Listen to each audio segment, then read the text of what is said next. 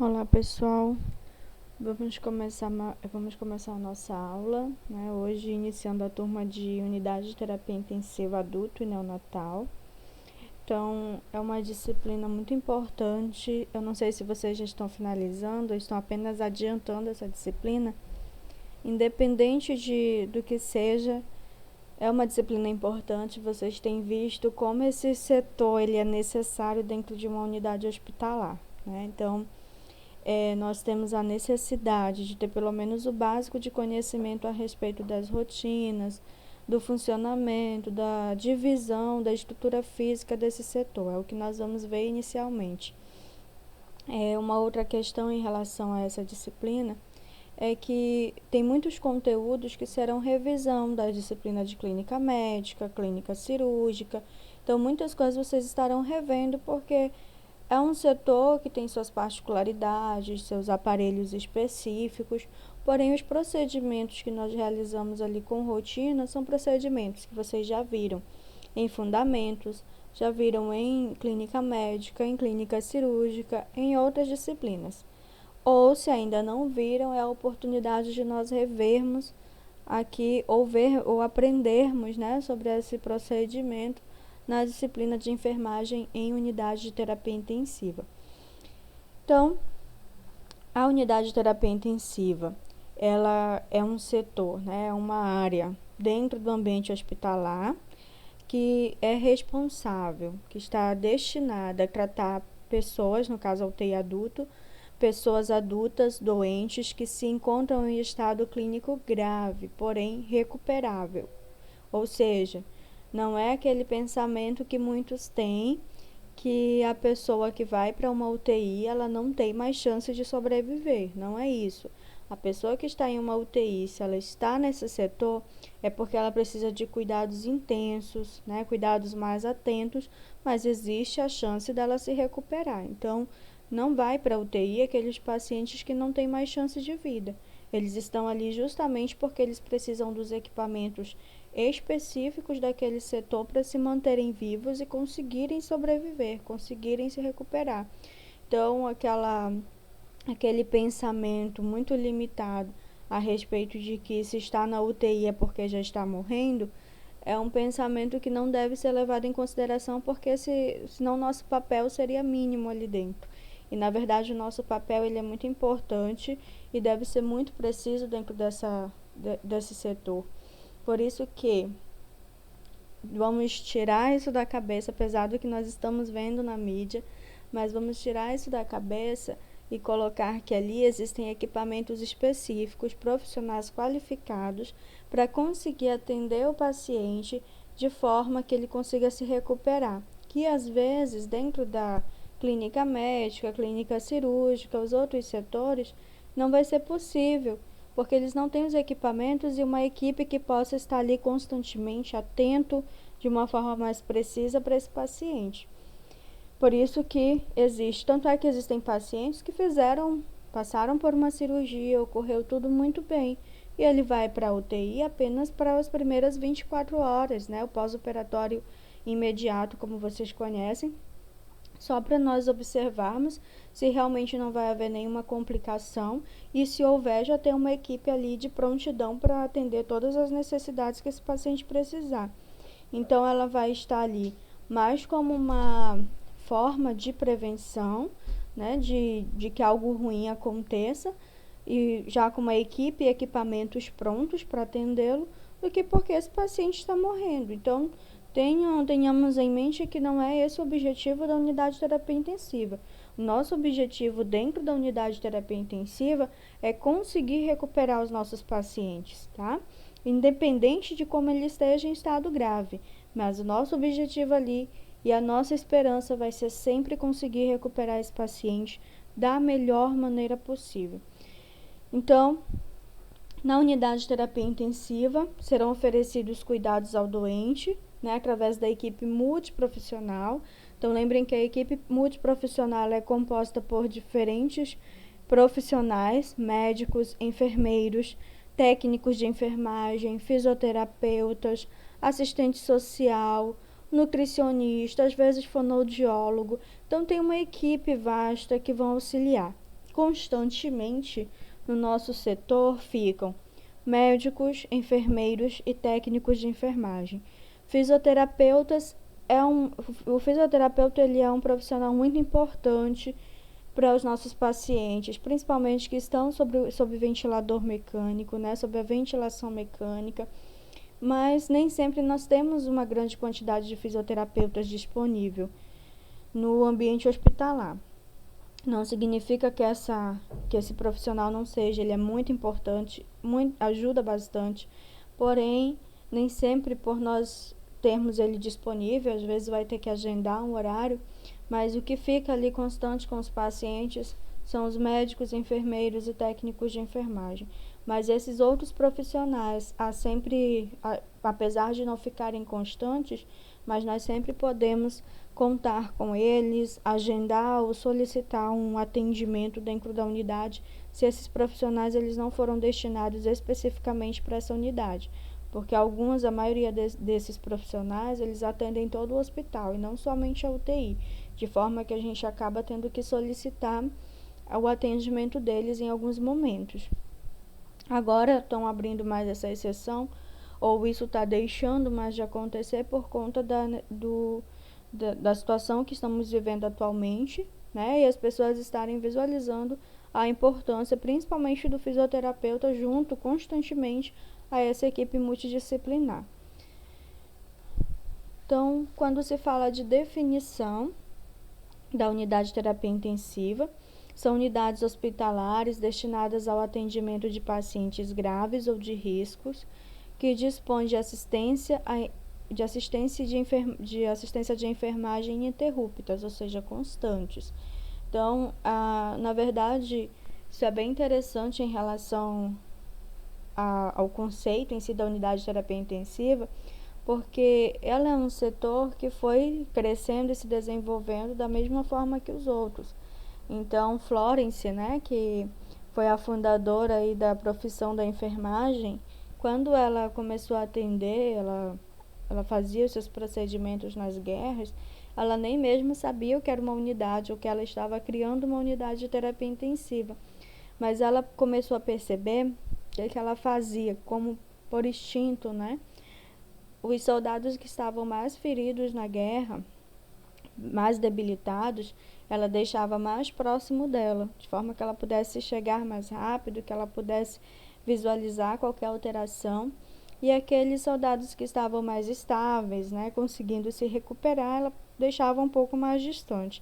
Então, querendo ou não, a unidade de terapia intensiva ela é isso. Nós colocamos mais próximos de nós, dentro desse setor, ou seja, separamos para esse setor aqueles pacientes que estão mais debilitados, aqueles pacientes que estão com risco de vida maior, né, de forma que nós podemos prestar esse olhar, essa atenção constantemente, de forma ininterrupta, e qualquer intercorrência, seja ela qual for, nós podemos atender em um tempo rápido, imediato, sem espera. Porque é diferente, vocês provavelmente já entraram nas enfermarias e vocês sabem que as enfermarias têm os leitos, o posto de enfermagem fica no corredor. Então, nem sempre nós vamos estar ali constantemente olhando para aqueles pacientes das enfermarias. Ficam ali os acompanhantes. Na UTI, não. O paciente ele está sob inteira responsabilidade nossa, dessa equipe multidisciplinar, principalmente a equipe médica e a equipe de enfermagem. Justamente para que nenhum dano, nenhuma alteração, nenhum tipo de procedimento deixe de ser prestado a esse paciente quando ele necessitar. Então, todo hospital de nível terciário, ou seja, que oferece atenção, cuidados, atendimento mais complexo, com capacidade igual ou superior a 100 leitos, deve dispor de leitos de tratamento intensivo correspondente a no mínimo 6% dos leitos totais. Então, isso é o que foi colocado pelo Ministério da Saúde, tá? Desde 1998. Então, você vai notar que, dependendo da quantidade total de leitos, 6% apenas dessa quantidade total serão leitos de UTI.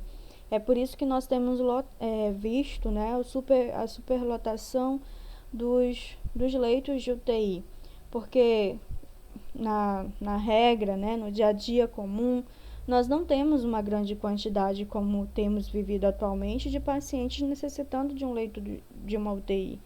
E os que necessitam, às vezes, ficam ali por tempo bem limitado, conseguem se recuperar, né? Então, a gente conseguia, antes dessa pandemia, ter um controle melhor em relação à quantidade de leitos. Essa quantidade que era destinada era suficiente, de forma que hoje, infelizmente, devido à pandemia, já não tem mais sido suficiente. Por isso, a necessidade da abertura de hospitais de campanha, né? E todo esse processo que nós temos visto na mídia.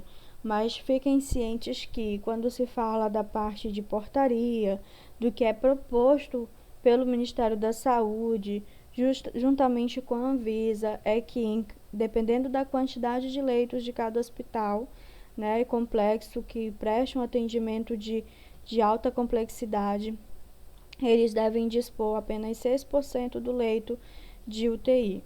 Isso vale também para a parte de cirúrgica, tá? De centro cirúrgico, de salas cirúrgicas. Então, se a gente for notar, é uma quantidade pequena, né, para a atualidade, para a situação que nós estamos vivendo, mas é porque a nossa rotina fora dessa pandemia, ela não é essa. A quantidade de leito era suficiente quando o paciente ele estava ali e conforme os cuidados iam sendo realizados, logo ele deixava aquele leito, né, de forma que abria vaga para outros pacientes, sem ter a necessidade de ter um aumento, como nós estamos tendo nesse período. Daqui a pouco eu vou mostrar um vídeo para vocês que mostra direitinho as divisões de uma unidade de terapia intensiva. Quanto aos aparelhos, nós vamos falar deles de forma específica, tá? Mas, basicamente, dentro da sala de UTI, os leitos eles estão distribuídos desta maneira, com as divisórias, tá? Essas divisórias, elas são impermeáveis e laváveis. Os leitos, todos eles devem ser compostos de monitores, ventilador mecânico, a canalização de oxigênio, tá? Do que for necessário para fazer as aspirações, oferecer oxigenação ao paciente. Então, nós temos aqui, basicamente, como é uma sala, um setor de UTI. Tá? Não é diferente disso aqui não quando se fala da disposição de leitos, porque aqui a imagem não está completa, mas geralmente aqui para essa parte bem no centro fica o posto de enfermagem com os armários, com os medicamentos que podem estar dispostos e facilitar o nosso acesso, com o balcão para nós conseguirmos preparar essas medicações. Então, se você observar, parece até mesmo como enfermaria, porém, aqui eu já tenho, às vezes, 2 enfermeiros, uma quantidade maior de técnicos para conseguir atender melhor os pacientes dessa unidade. Isso eu estou colocando, eu só fiz um resumo, deixei disponível na apostila de vocês, mas eu fiz um resumo nos slides quanto ao que dispõe essa portaria em relação à estrutura física da UTI. Então, para a UTI ser classificada como tipo 1 ou 2, porque é uma classificação que, conforme o Ministério da Saúde pode ter, é necessário o atendimento de alguns critérios, ou seja, as UTIs, no geral, elas podem ser classificadas como UTI tipo 2 e tipo 3. Hoje a tipo 1 a gente não leva mais em consideração, ou ela é tipo 2 ou ela é tipo 3. E aí, para se enquadrar em um desses dois tipos, é necessário levar em consideração alguns critérios, seja da estrutura, seja dos equipamentos que essa unidade ela deve dispor. E aí também há uma forma de classificar. Eu coloquei esses equipamentos mais para frente porque é muito parecido com o da UTI. Da UTI tipo 2 é quase os mesmos equipamentos, tem alguns mais específicos que só a UTI tipo 3 tem. Então, conforme os grupos etários, a UTI a gente pode classificar também conforme a faixa etária. Então, conforme a faixa etária pode ser UTI neonatal, UTI pediátrica e UTI adulto, conforme faixa etária, grupo etário. Então, UTI neonatal é aquela UTI que atende as pessoas, né, as crianças, na idade de 0 a 28 dias de nascido. Então, isso é uma UTI neonatal. A UTI pediátrica é aquela que oferece um atendimento dentro da UTI entre os 28 dias de vida até 14 ou 18 anos de idade. Então, isso pode variar de um hospital para outro. Em média, é até essa idade que uma UTI pediátrica ela pode atender. Então, a UTI adulto é aquela que oferece uma assistência ao paciente acima desses 18 anos. Conforme grupos etários, ela vai se dividir dessa maneira. E existem também a divisão das UTIs conforme as especialidades, ou seja, são aquelas UTIs que estão destinadas a tratar pacientes específicos de alguma patologia. Por exemplo, se você for na Fundação SECOM, né, que é o centro onde é tratado os pacientes com câncer. Então, você vai notar que a UTI dali é uma UTI destinada a tratamento de pacientes oncológicos, né, pacientes que estão com câncer. Então, é uma unidade de UTI especializada, específica para essa classe, para esse tipo de doenças. E existe também os outros tipos de especialidades. Tem a unidade de terapia intensiva neurológica, no qual o atendimento dela é exclusivamente para pacientes com qualquer alteração neurológica ou de pós-operatório de cirurgias neurológicas. Tem aquelas UTIs que são UTIs específicas para tratamento de pacientes com doenças coronarianas, né, cardíacas, vasculares, que tenham tido alguma complicação nesse sistema. Então, isso que é uma UTI especializada. É aquela UTI que ela se destina ao cuidado de determinada classe, determinado sistema do corpo que foi comprometido. Todo hospital que atenda gestantes de alto risco, isso é importante, foi colocado pelo Ministério da Saúde, deve dispor de leitos de tratamento intensivo adulto e neonatal. Então, você vai notar que toda maternidade, ela vai ter que dispor desse setor, porque ninguém sabe as complicações que uma mulher ela pode ter durante o parto. Às vezes tem uma gestação saudável, porém as complicações durante o parto elas podem existir, de forma que não dá tempo de eu ter uma gestante transferir ela para outra UTI, às vezes de outro hospital. Então, toda unidade, toda maternidade, ela tem que dispor de UTI, não somente adulto, que são para as mães gestantes, para as gestantes puérperas, como também para os neonatos, recém-nascidos. Então, a estrutura física da UTI, seja ela tipo 1 ou tipo 2, ela se baseia na resolução da RDC número 50 de fevereiro de 2002. E aí a gente coloca aqui algumas estruturas que a UTI ela deve possuir. Então, a UTI ela deve possuir uma área específica para o posto de enfermagem, local para médicos fazerem prescrição médica, quarto para o paciente, devem possuir recursos dentro desse quarto. Deve ter recursos que ofereçam privacidade ao paciente durante o procedimento ou durante as visitas. Às vezes, não tem o quarto. Então, nós temos, por isso que a UTI ela tem as divisórias, aquela que eu mostrei na imagem no início para vocês. Então, essas divisórias, elas conferem privacidade ao paciente durante a higienização no leito, elas conferem privacidade durante a visita. Então, por mais que não tenha o quarto, mas também existe essa possibilidade, conforme a resolução, de ter as divisórias. Desta maneira, pode ter as paredes que separam, que até os hospitais de campanha alguns têm essas paredes, juntamente com a divisória aqui, a cortina, né? Para que esse paciente ele tenha privacidade na hora dos procedimentos íntimos que formos realizar, de passagem de sonda, de higienização, de qualquer procedimento, de visitas. Então, o paciente ele precisa dessa privacidade. Por mais que ele esteja em estado de coma, induzido ou não, o paciente ele precisa ter essa privacidade. Isso deve ser respeitado e mantido, principalmente pela equipe.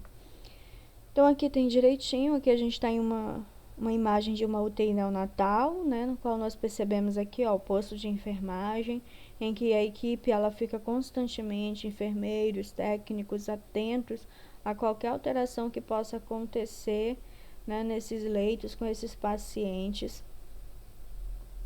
Também deve dispor de sala para preparar material e higienização do paciente, sala para a realização de entrevistas e reuniões, às vezes é até uma antessala mesmo, antes de entrar na UTI, para que o médico ele possa conversar com o responsável, né, desse paciente, ou mesmo a equipe ela possa ter um momento de conversa, de reunião, para conseguir colocar as coisas nos eixos, redefinirem algumas atividades dentro da unidade de terapia intensiva.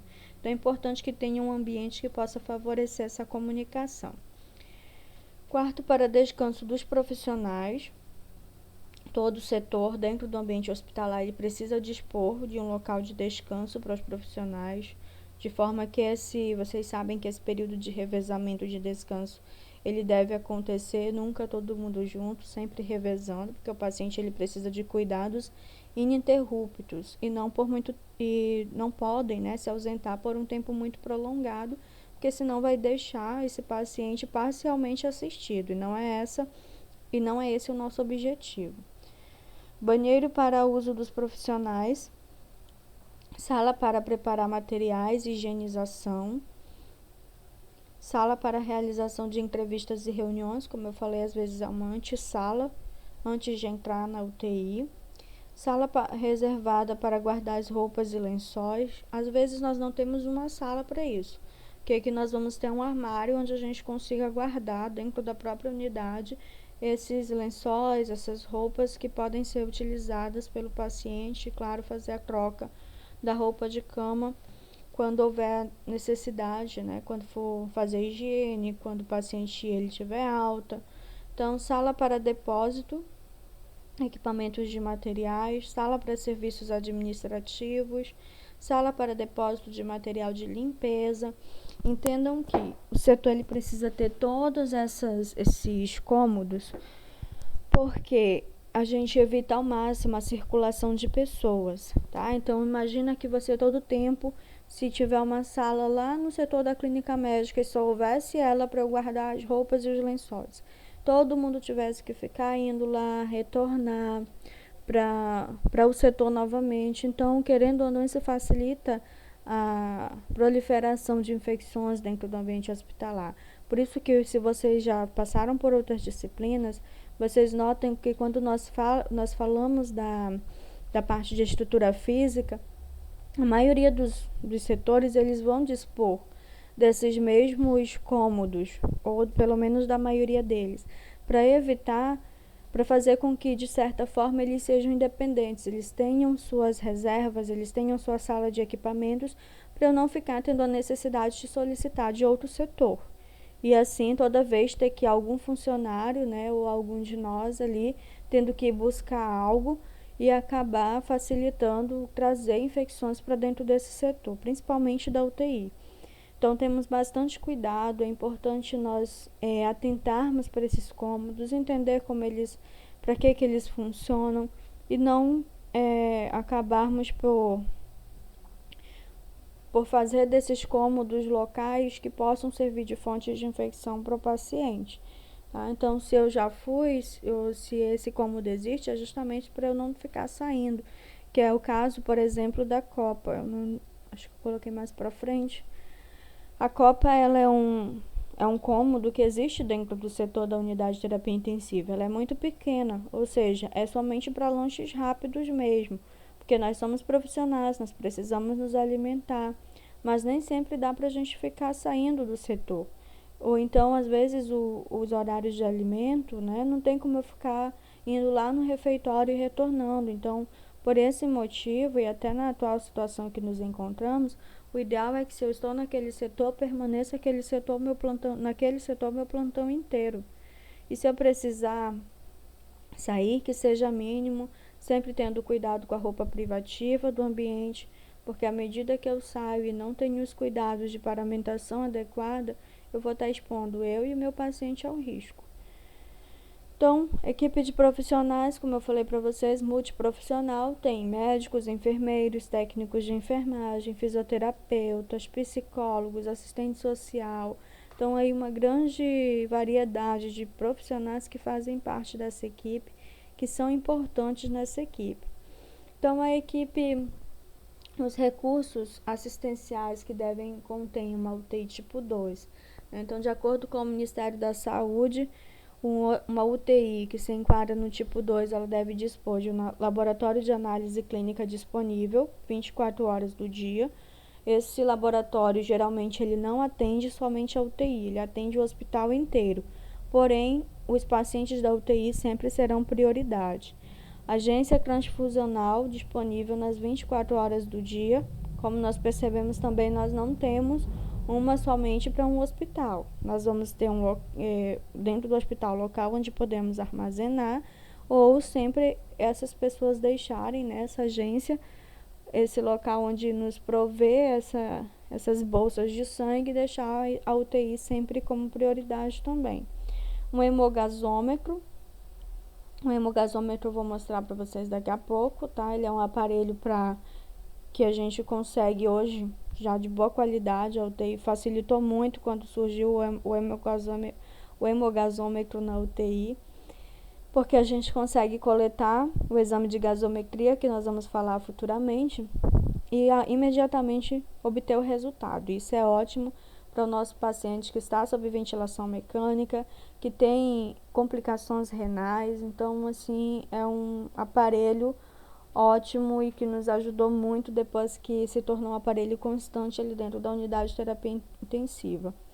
Ultrassonógrafo, esse é o hemogazômetro, tá? O hemogazômetro nós colhemos com uma seringa de insulina, nós colhemos o sangue arterial do paciente, depois tiramos a agulha e bem aqui tem um orifício onde nós introduzimos essa seringa e automaticamente, como se fosse um caixa eletrônico, essa máquina ela vai fazer a leitura, ela vai sugar, ela vai puxar esse sangue, vai fazer a leitura dos dados e vai sair aqui do ladinho, ó, como se fosse um caixa eletrônico, todos os resultados, pH, dióxido de carbono, oxigênio, bicarbonato, que é o que a gente avalia dentro do exame de gasometria, e vai sair os valores tudinho aqui impresso na mesma questão de minutos. Isso vai acontecer. Isso é ótimo pra gente, porque nós sabemos que o sangue arterial a gente tem que ter até mais cuidado quanto ao processo de coagulação.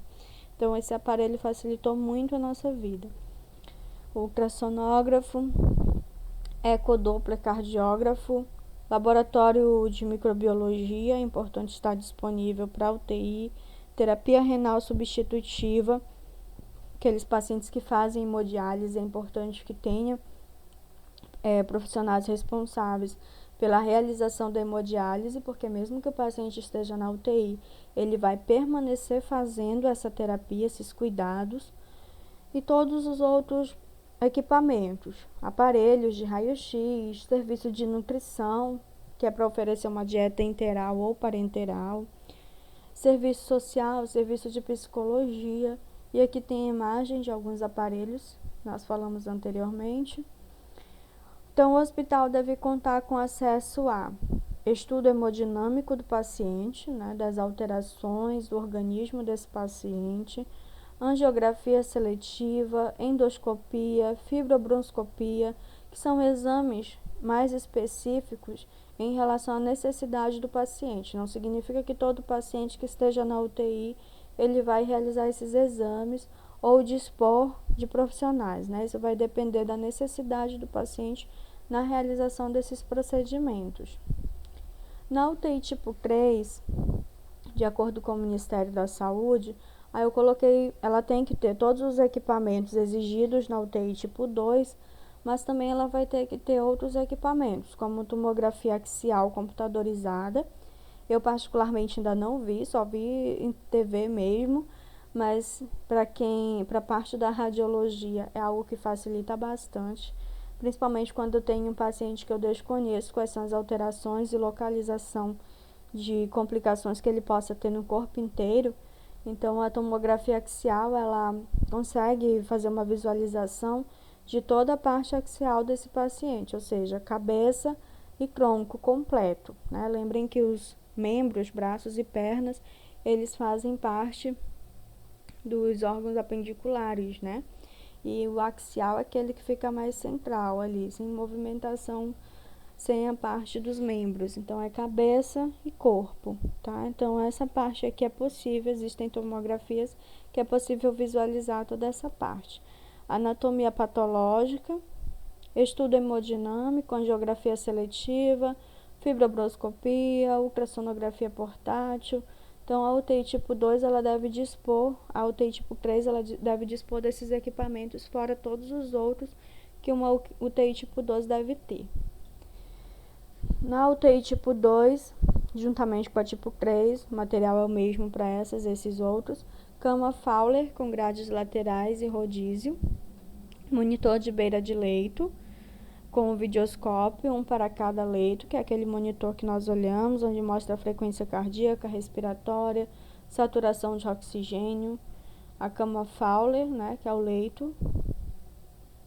Carro ressuscitador com monitor, né, o carro de reanimação, que nós já conhecemos, que deve ficar disposto de forma mais prática possível.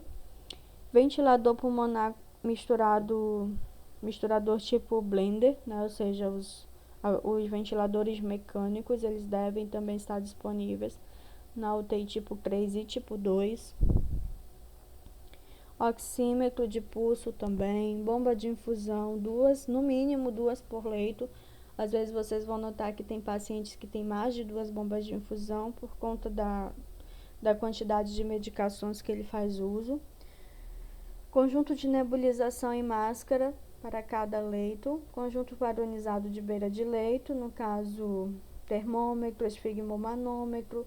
Então, ou o profissional ele tem esse equipamento de bolso e sempre respeita a higienização correta desse equipamento, ou no caso é importante que a UTI ela disponibilize para cada paciente, para cada leito, esses materiais. Bandeja para o procedimento de diálise peritoneal, drenagem torácica, então isso fica na sala onde armazenamos materiais. Monitor de pressão invasiva, marca-passo cardíaco externo, eletrocardiógrafo portátil, são outros equipamentos que deve conter também.